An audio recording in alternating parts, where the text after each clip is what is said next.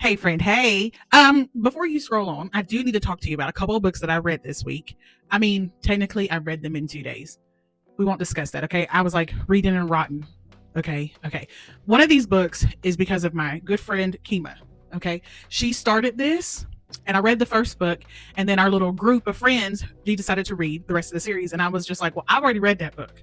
And I have been waiting, okay? Waiting to get this book. And then I ordered it on Amazon and it was supposed to be here the next day, and I had to wait 5 days to get it. So, anyways, without further ado, that time I got drunk and needed a love potion at a werewolf. 10 out of 10 would definitely recommend. I giggled. All I'm going to say is Alexis.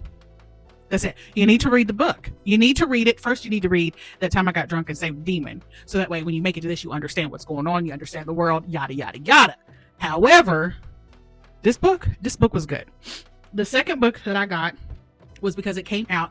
I already have the other two books, which is Truly, Madly, Deeply, and Wildest Dreams by L.J. Shin. Now, I wasn't exactly excited to get to Tate's story because he kind of got on my nerves throughout most of the book. However, when we got to Handsome Devil, Tate was tating, okay?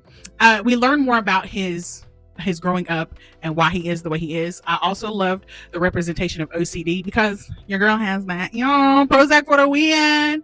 But anyways, this was a good book. There was a lot of laughs. I will say on Darkness, this is her darkest one in the series because there's a little bit of mafia. Okay, there's a little bit of that in there. However, it's still a good read. So you should go pick up both of these books. Have a wonderful day. Love you. Bye.